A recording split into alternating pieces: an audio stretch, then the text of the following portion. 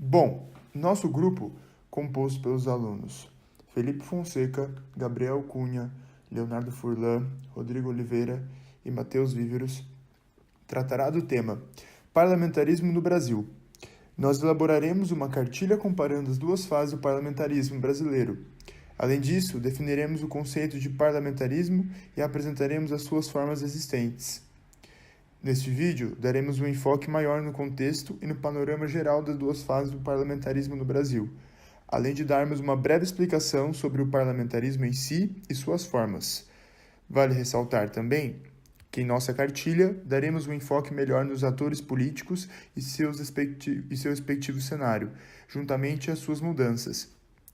Antes de explanarmos o assunto, gostaríamos de observar que nossa cartilha terá como alicerce 4 indagações acerca do sistema parlamentar, que são elas: como se forma, como se desfaz, como é a relação governo-parlamento, como é a relação governo-estado.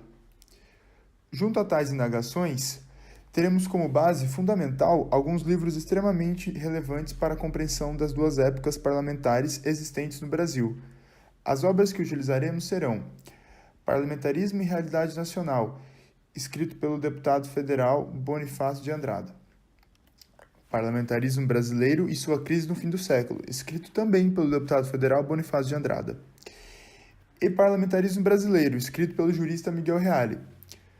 Utilizaremos também um artigo científico do jurista José Afonso da Silva, denominado Presidencialismo e Parlamentarismo no Brasil.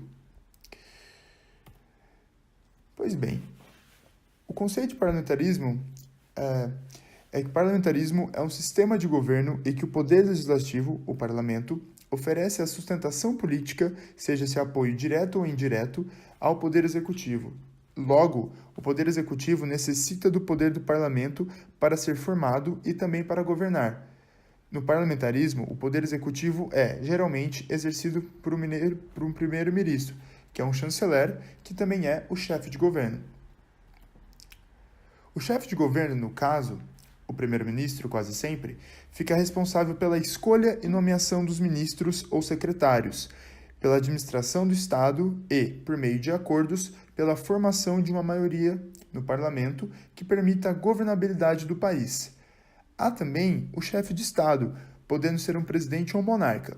Tal indivíduo mantém distância das miudezas da luta política, cuidando apenas de grandes questões, das linhas mestras do Estado, com as relações diplomáticas com outros países e o aperfeiçoamento das instituições políticas nacionais, assumindo muitas vezes o papel de moderador entre as forças partidárias. O parlamentarismo pode se apresentar de duas formas. Primeira forma, república parlamentarista. Nessa república, também conhecida como República Constitucional Parlamentar, o chefe de Estado, presidente, normalmente não tem poderes executivos reais. O presidente da República pode ser eleito pelo povo e nomeado pelo parlamento, por tempo determinado. Há também vários países em que o presidente é eleito pelo próprio parlamento. Quem governa de fato, com poderes executivos, é o chefe de governo, ou seja, o primeiro-ministro. Nas monarquias parlamentaristas, o chefe de Estado é o monarca, ou seja, o rei, que assume de forma hereditária, não possuindo poderes executivos. O chefe de governo, que governa de fato, é um primeiro-ministro, também chamado de chanceler, que é escolhido pelo parlamento. Em ambos os casos, os parlamentares representados do poder legislativo são escolhidos pelo povo através de eleições diretas. Em 1847, o Brasil ainda tinha um imperador, ou seja, vivíamos em uma monarquia. Era o início do segundo reinado. Dom Pedro I havia abdicado do trono 16 anos antes e seu jovem sucessor, que devia ser Dom Pedro II, havia crescido e estava pronto para comandar o Império Brasileiro. Dom Pedro II, como chefe de Estado, tinha o poder de indicar o chefe de governo. Tal era o presidente do Conselho de Ministros e era sempre um membro do partido com maioria do parlamento. Na época, havia 2 grandes partidos, o Partido Conservador e o Partido Liberal. Mas o parlamentarismo no Brasil imperial tinha uma característica essencial que o diferencia dos sistemas parlamentares que vemos hoje em dia. O imperador possuía o chamado poder moderador, que lhe dava o direito de dissolver a Câmara a qualquer momento. No caso de o imperador ser derrotado às eleições para a Câmara de Deputados, ele podia simplesmente fechar a Câmara e convocar novas eleições. Além disso, o Conselho de Ministros era subordinado à escolha do imperador, outra diferença em relação a outros sistemas parlamentaristas. Isso significa que, apesar de formalmente termos adotado uma estrutura parlamentarista, o poder final continuava nas mãos do imperador. É por isso que esse sistema que vigorou no Brasil no reinado de Dom Pedro II é conhecido como parlamentarismo às avessas. Parlamentarismo esse que sofreu inúmeras críticas de atores políticos, como a do então senador Nabuco de Araújo, que afirmou, abre aspas, o poder moderador pode chamar quem quiser para organizar ministérios. Esta pessoa faz a eleição porque há de fazê-la. Esta eleição faz a maioria. Fecha aspas. A bem da verdade, o poder moderador já existia desde 1824, quando foi feita a primeira Constituição do Brasil independente.